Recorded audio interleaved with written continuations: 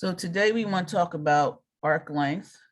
And if by chance I asked you to find the length of this line, that's the formula we're going to use. But if I asked you to find the length of this line, and this was A and this was B, you would tell me the length was B minus A. Nice and simple. Okay. So suppose I put that line inside a coordinate plane. So I take and yes, somebody is in the chat. Okay, I got to go back and do that later, Ezekiel, because you are marked absent. So I have to fix that. Okay, so I asked you to find the length of this line. And I tell you that from here to here, this length is delta X. And from here to here, this length is delta Y. So here is X1 and X2, sorry. And this is Y1, and then this is Y2. So delta X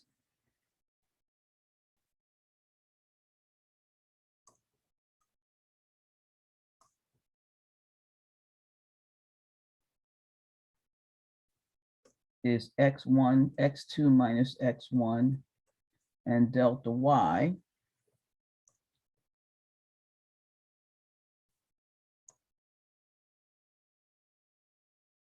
is Y2 minus Y1. Then I can use the Pythagorean theorem,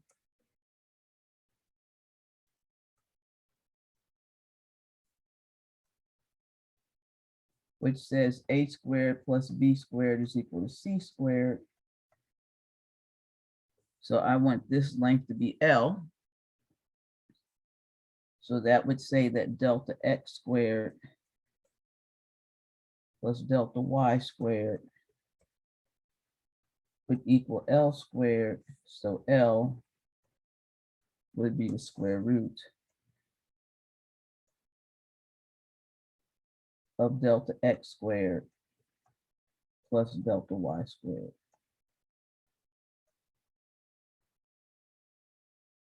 Okay, so that's easy. All right, that's just set length of line segments. All right, so now we're going to make it a little bit more challenging, because now I'm going to have an actual curve. And my curve is going to look something like this. Okay, and I want the length of the curve from A to B. Okay, so one of the things I can do is I can section this thing. I can have an X and an X plus delta X, which again means that this distance here is delta X. And I'm going to give you a curve or a line that's going to approximate that. So if I draw a line from there to there, that line is the approximate length of that little line segment. Okay, so the line, the length of the line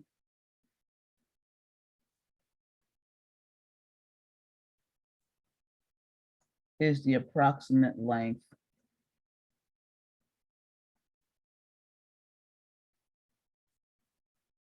of the line segment.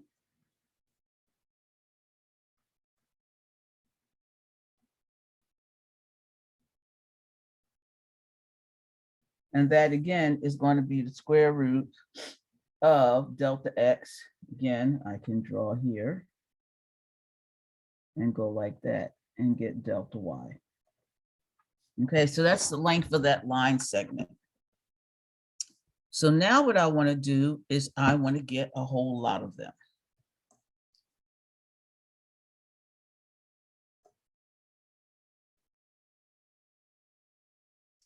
So I'm going to take this same line segment.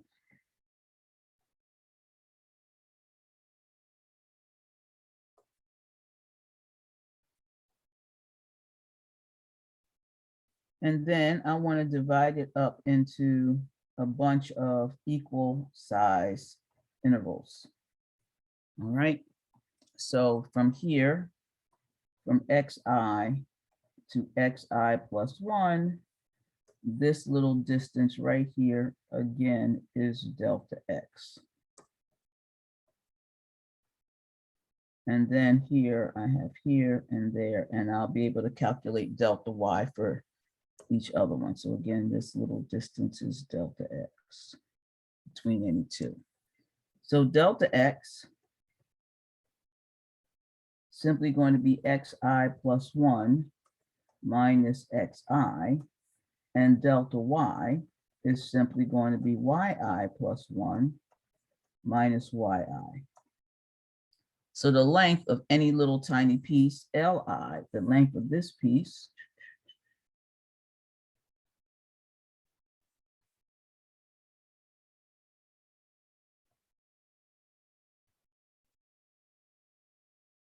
okay, so the length of that piece is just the square root of delta x squared, delta xi squared, so I'm going to call that I, plus delta y squared, delta yi squared. So that's the length. So now if I sum them all up, I get that the length of the whole curve is approximately the sum of all them.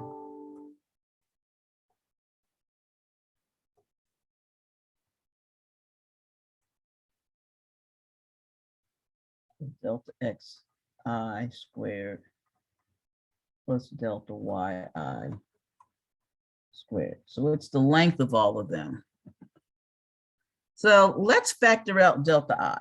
So I'm going to get L is approximately the sum I equals 1 to n. Now I'm going to factor out delta x. So I get 1 plus, that's going to leave here delta yi over delta xi squared. And I'm going to factor out delta xi squared, so it's going to put that out front.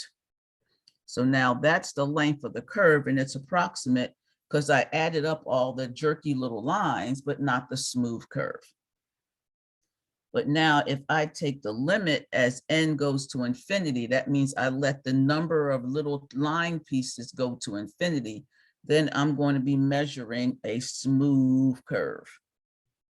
So L is exactly equal to the limit as n goes to infinity of the sum I equal 1 to n of this square root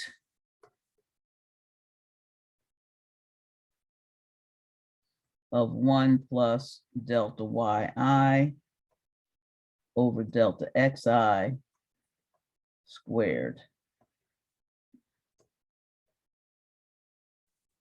delta xi. Okay, so now let's think back to calculus 1. Let's recall Riemann sums.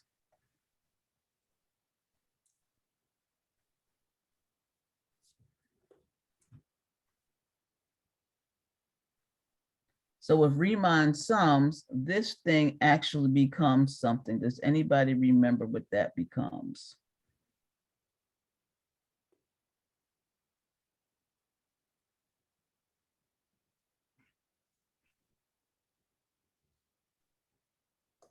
Anybody?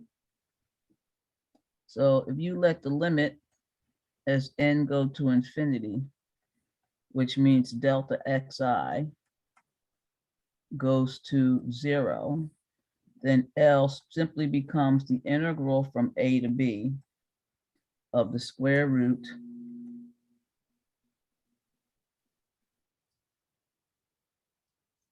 of 1 plus delta becomes d y d x squared, and then this becomes dx. And so this is the length of a plane curve.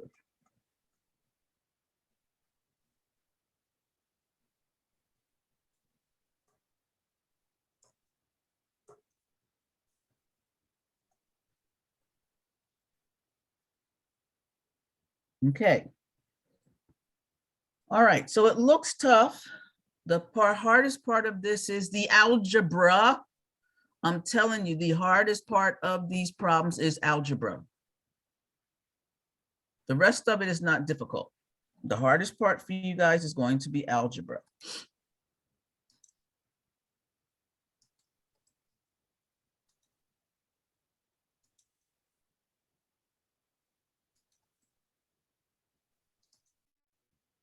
Okay, first problem. Find the length of the curve. Y is equal to 3 times x to the 3/2 minus 1, 0 less than x less than 4. Okay, so the first thing you're going to do is identify y.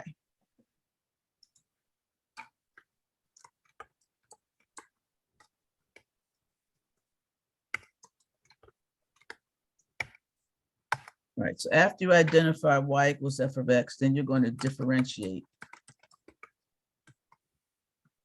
y to get dy dx. Okay. Third, you're going to compute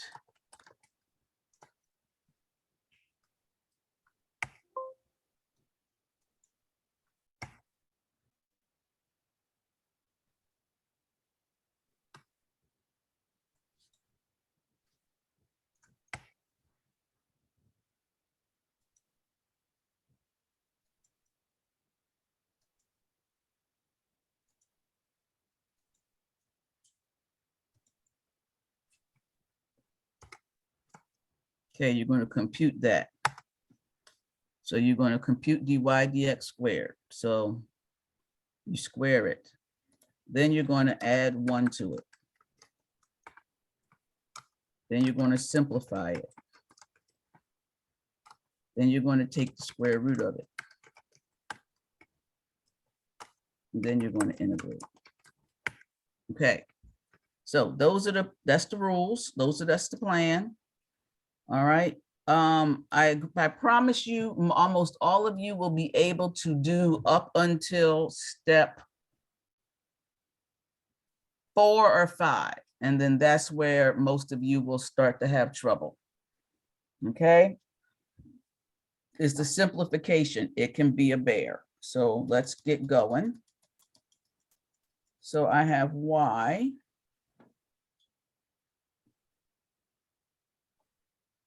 is 3x to the 3/2 minus 1.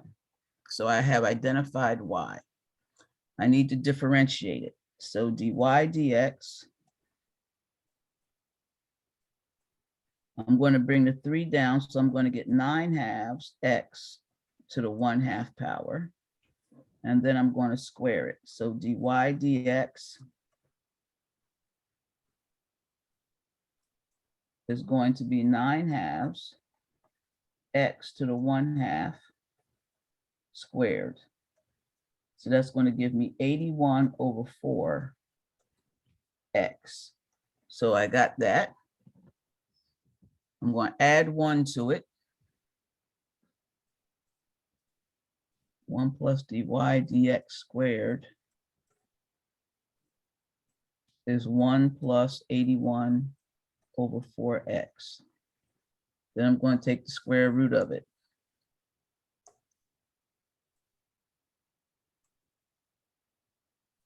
One plus dy dx square root. Well, this doesn't simplify to anything. I just get this, the square root of 1 plus 81 over 4x. I can write that as 1 plus 81 over 4 to the 1/2 power. That's about the best I can do. All right, now we have to integrate it. So I get the integral. They told you x started at 0 and ended at 4. The square root. Hello? Now this goes right in there. So now I'm going to get 1 plus 81 over 4 to the 1/2 power dx. And this one, I'm going to require a u substitution. So I'm going to let u equal 1 plus 81 over 4x. du is 81 over 4 dx. So 4 over 81 du is going to equal dx. So I get that much. Now I also have to transform my limits. Where's the x in the integral? I forgot it.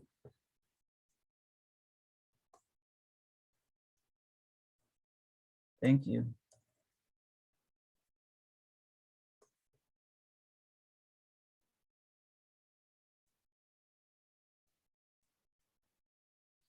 Okay, very good catching that. All right, so if x equals 0, u is just 1 plus 0, so u is 1.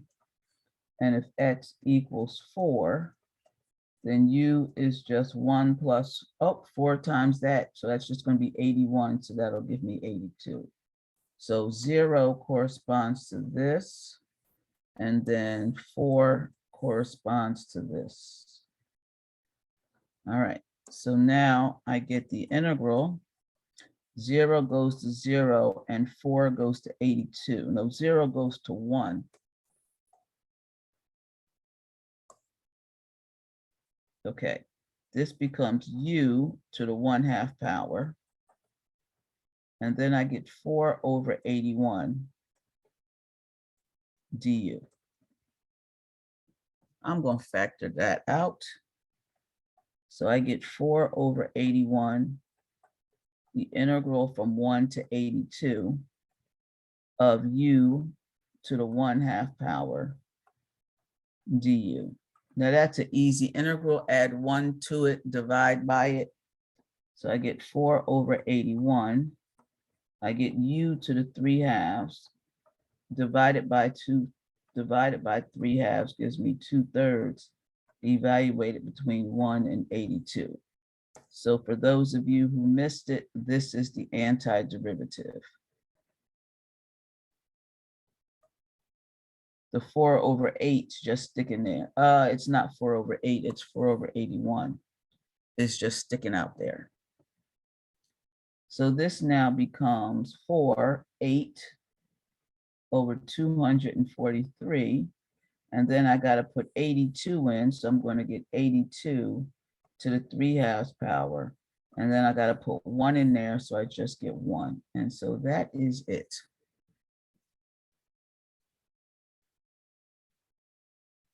Okay. Any questions? If I lost you, tell me where I lost you. Why would I need to calculate the length of a line? Why would I need to calculate the length of a curve? Yes. Okay, suppose that you were trying to, I live in a cul-de-sac. Suppose that you had the idea what this curve was for the cul-de-sac, and you wanted to line it with bricks. Wouldn't you need to know how long that curve is? That's just one option. Okay. You could have the length of a curve. Oh, one hard problem, but the length of the curve is a catenary. I don't know if you know what a catenary is. So you have a wall, and then you put 2 things here, and you hang it, you hang a picture or so. Oh gosh, don't draw the thing. You hang a picture here.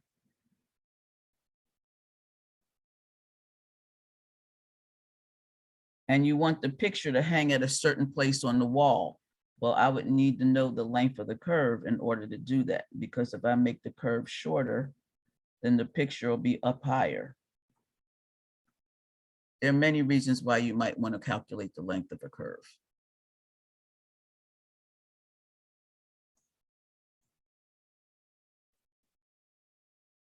Okay, does that help any? Yeah, I mean, I was thinking about it more in terms of electrical engineering, but I mean, those make sense. Mm-hmm. Electrical engineering, a wire.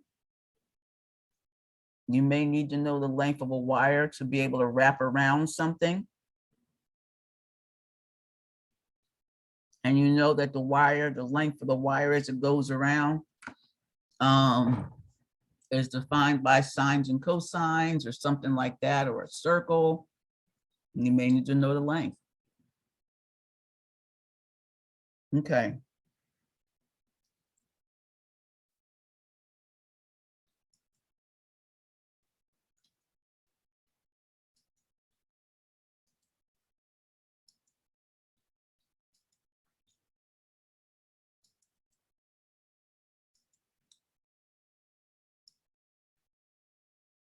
Okay, this problem works out so nicely, but the algebra, so you got to have stick-to-itiveness. You can't just give up in the middle of the problem.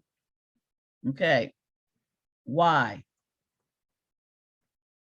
1/3 x squared plus 2 to the 3/2 power.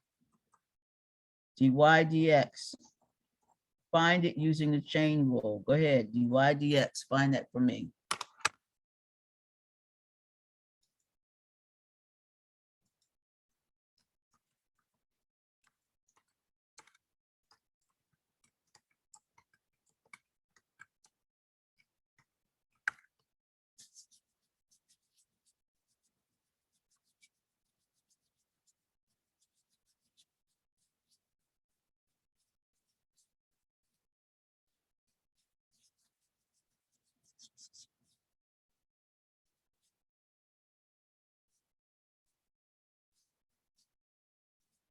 Find the derivative. Hello? Yes, you got it. Is it 1/2 then x squared plus 2 to the 5/2 times 2x? What's this exponent? 5 over 2. Oh, is that -1? It's -1. 1 over 2. Right.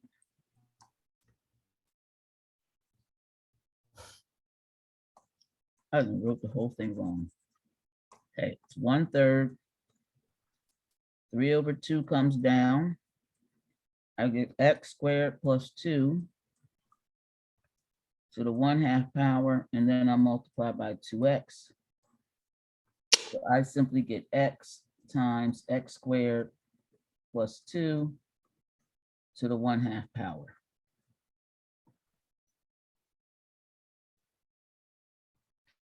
Okay.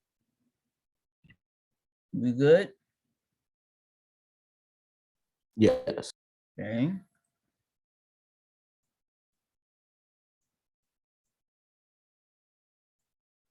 When I square it, I get x squared times x squared plus 2. When I square that, that's what I get. Now I need to add 1 to it. 1 plus dy dx squared. Going to happen to be 1 plus x to the 4th plus 2x squared. Let me simplify that. That looks like x to the 4th plus 2x squared plus 1, but that looks like x squared plus 1 quantity squared. Oh, so here is note the simplification.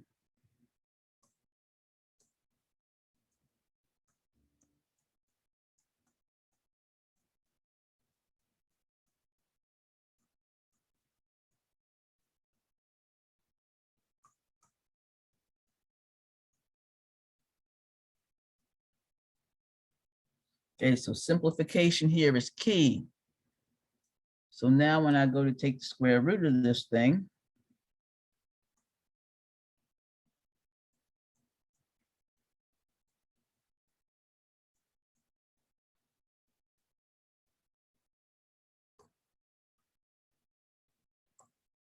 I'm taking the square root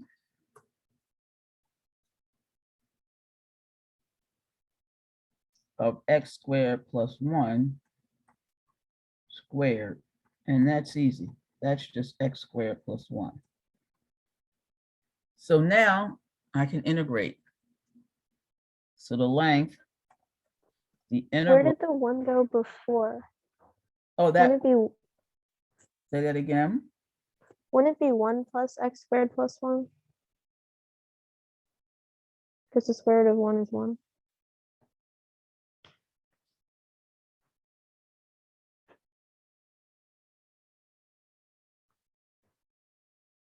Say that again. It says that take the square root of 1 plus dy dx squared. When you take the square root of 1, wouldn't it just be 1? So we would still So have you have to use the whole thing. So I have to use the whole thing, right? Mhm. And that whole thing simplified to this. Oh, okay. Thank you. No problem.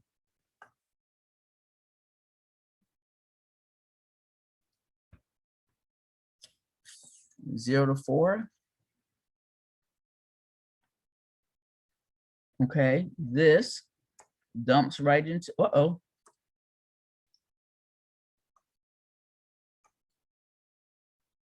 That thing dumps right in there as x squared plus 1 dx.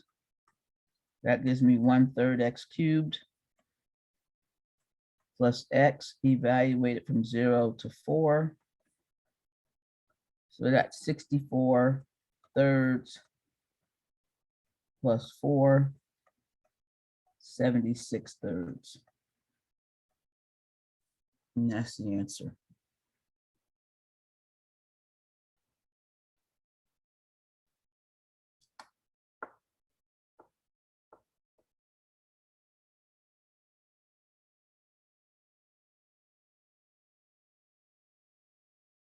Okay. Any questions about that? Ooh.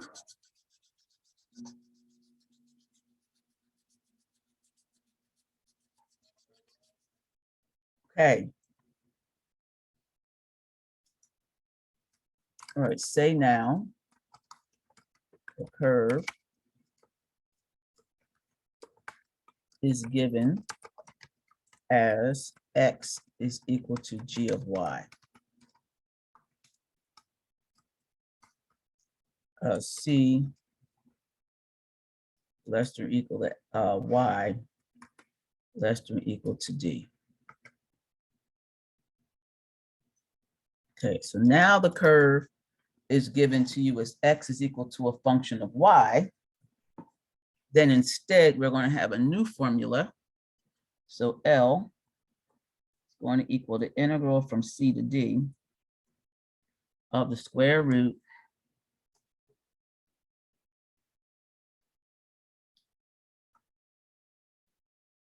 of 1 plus, now I'm going to use dx dy squared dy. So the integral is going to be a y function, so you're going to have to identify x of g, x equal to g of y.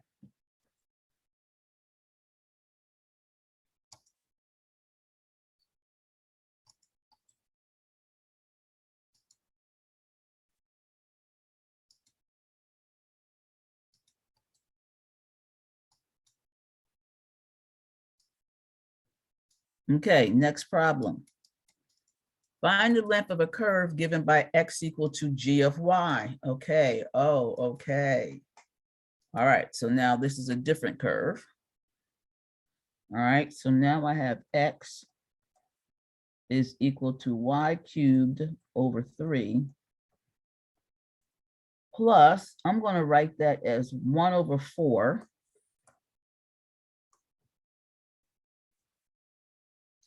y to the negative 1.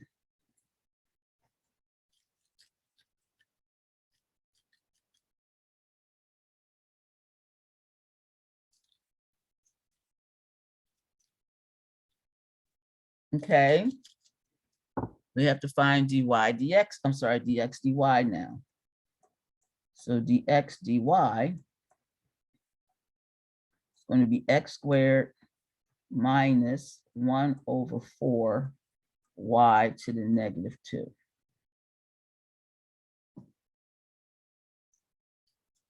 And dx dy squared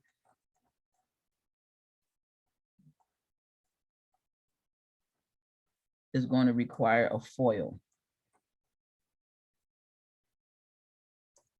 And when you simplify it, you get x. Wouldn't that be y squared? Yeah, I'm kind of confused too. Oh, this should be a y. Thank you.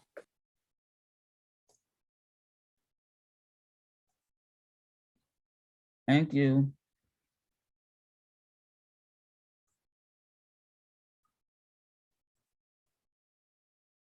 Got to FOIL that thing. Okay, so I'm going to get y to the 4th minus 2 over 4 plus 1 over 16 y to the negative 4. So that's what you get when you FOIL that.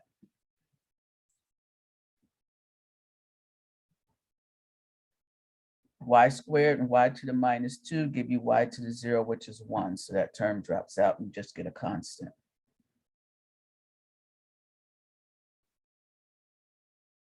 Okay, any questions?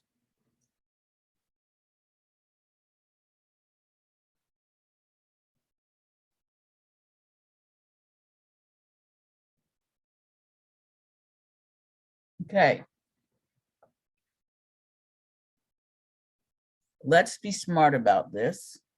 We're going to get one common denominator. So I'm going to write 16 y to the 4th minus 8 plus y to the negative 4 divided by 16. So this is the common denominator.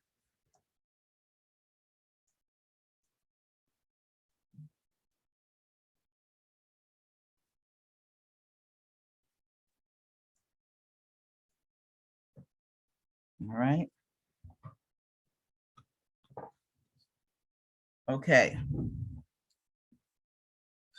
So now that I have a common denominator,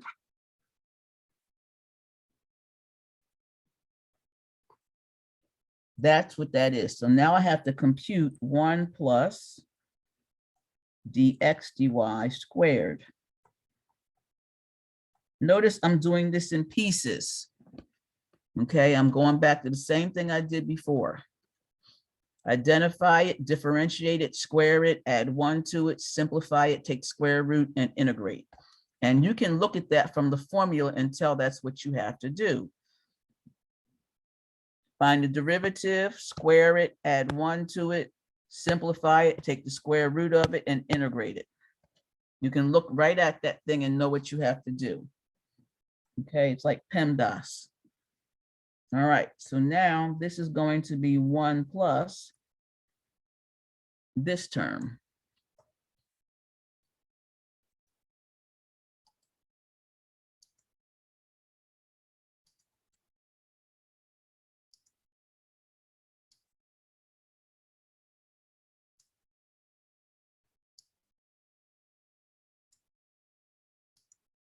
Okay, so you get 1 plus that term. Again, let's find a common denominator. Okay. Well, that's going to be 16 plus 16y to the fourth minus 8 plus y to the negative 4 divided by 16. And that equals, well, the 16 and the negative 8 combined. So I'm going to get 16y to the fourth plus 8 plus y to the negative 4 divided by 16. Now, as I'm looking at this, this looks familiar to me. It looks like, oh, I see. Up here, I have a plus. Down here, I have a plus, and up here, I had a negative. So it looks the same, except that that's a negative. So let's follow it back. That was a negative. Let's follow it back. That's a negative. So therefore, this should be the same thing as that with a positive. So this just turns out to be y squared plus 1 over 4 y to the negative 2 squared. So again, the key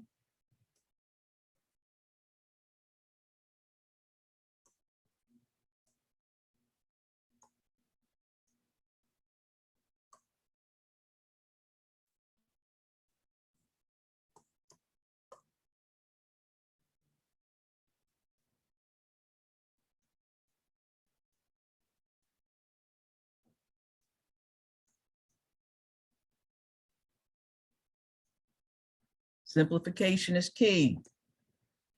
Because now that I've simplified this, I can now do the square root.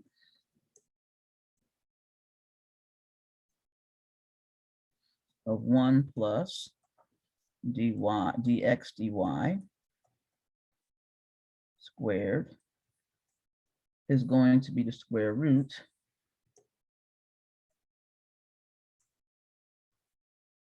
of y squared minus 1 over 4 y to the negative 2 squared. And when you take the square root of a square, you just get what's inside by absolute value. And this is a plus. But everything inside is positive. So this just equals y squared plus 1 over 4 y to the negative 2. So now I've done all the work. Okay, all the work. Dr. Locke, Yeah. sorry to interrupt. I'm still lost in where the 1 goes. 1 plus the dx over dy squared on the square root part. Here's the 1.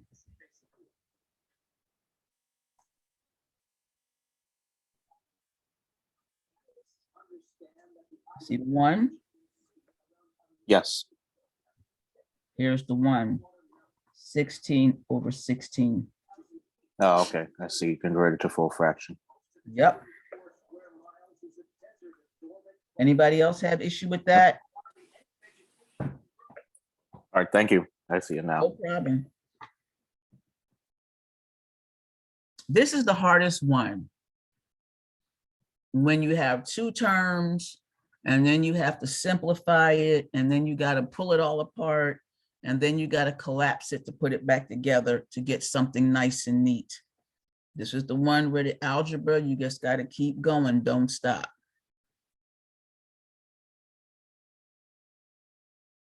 Can you scroll back down? Pretty good. I got a lecture in about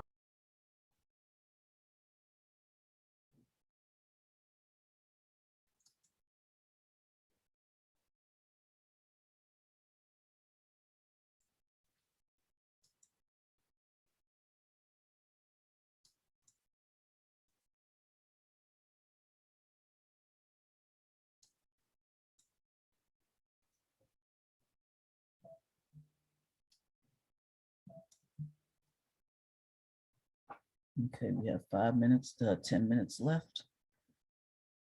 Yeah. Okay, that's good.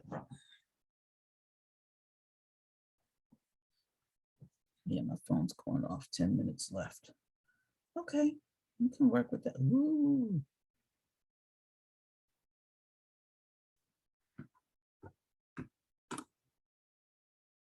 Okay. L is the integral. Y goes from 1 to 3. I'm going to take this thing and I'm going to stick it right in there. So it goes in there as y squared plus 1/4 y to the -2, all simplified, nice and beautiful for me. Okay, so this square root of 1 plus dx dy squared is just that term. So all of that algebra simplified to that term.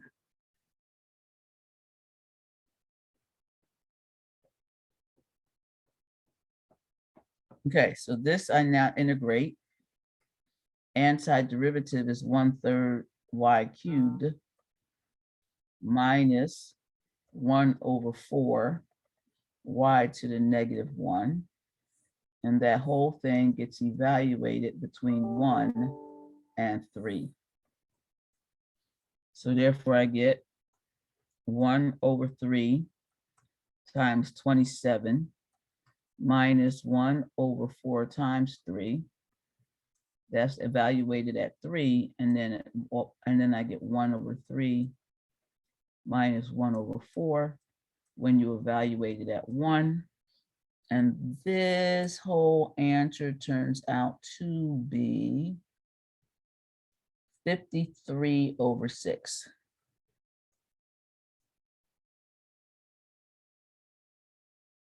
Okay.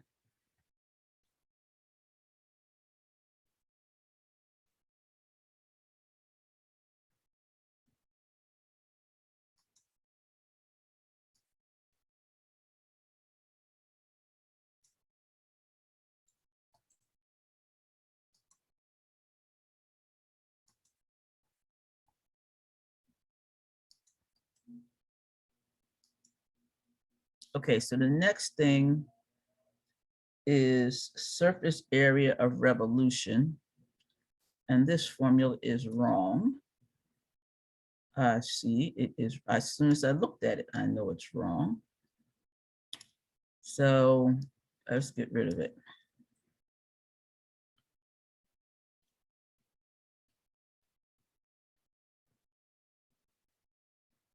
S is going to equal the integral from A to B of 2 pi times the radius times the square root, so times the length.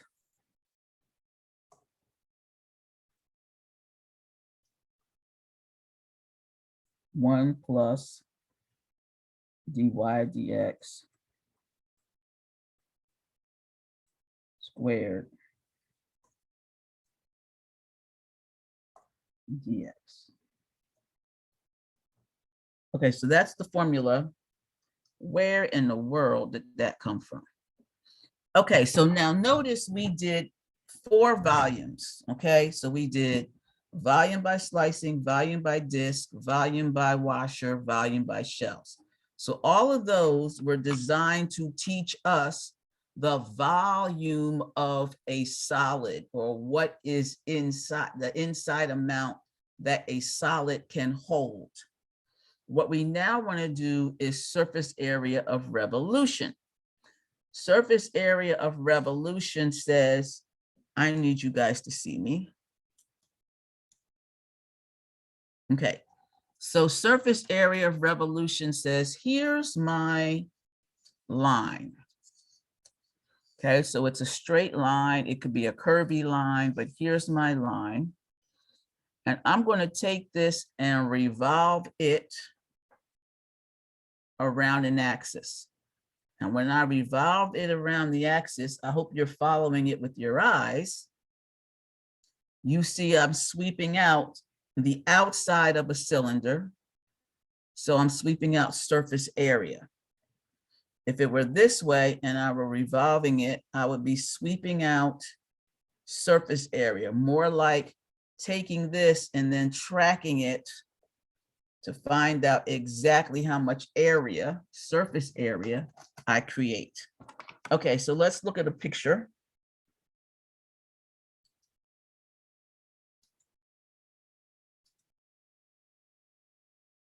Okay, so this one is easy.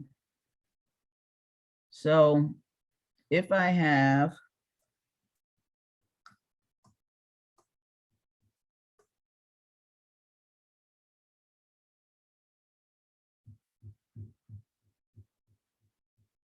something that looks like this, and it's a straight line.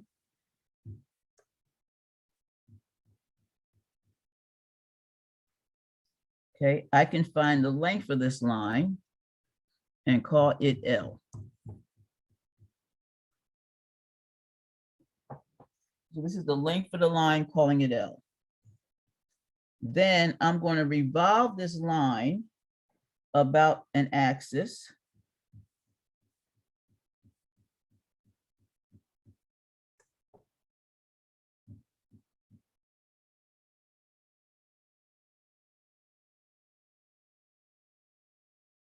Okay, and so when I revolve this line about an axis,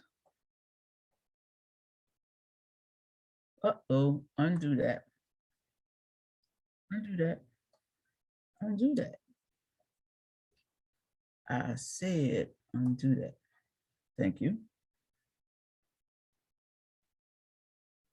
So when I revolve this line about this axis, notice I have a cylinder. And to find the surface area,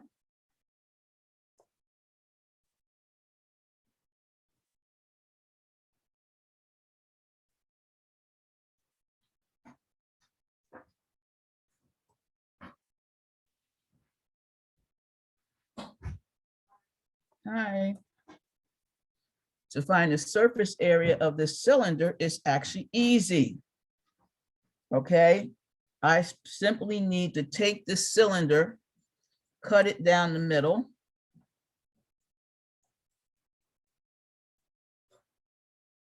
Open it up.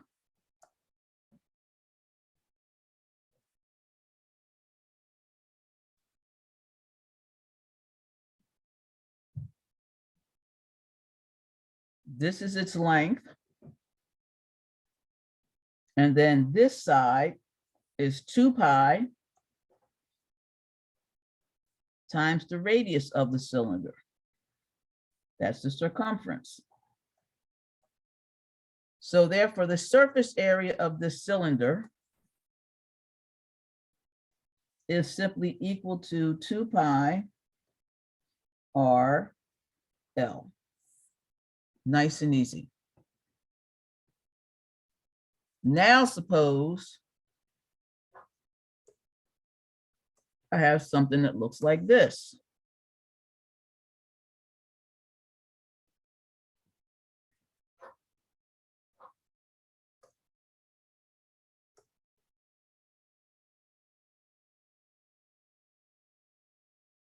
Now when I revolve this, okay, we got 1 minute. When I revolve this, oh, no, stay there. Okay, be done. So now when I revolve this, I get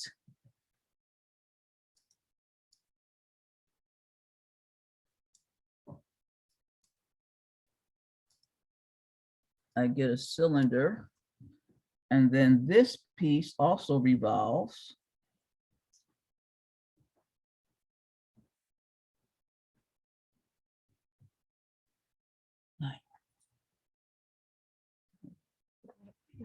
I'm good. And I get something like that. So that kind of looks like a bullhorn.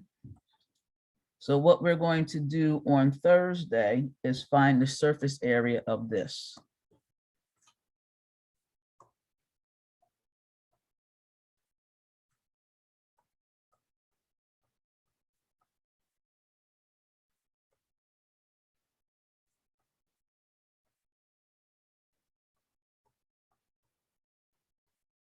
And that's it for today.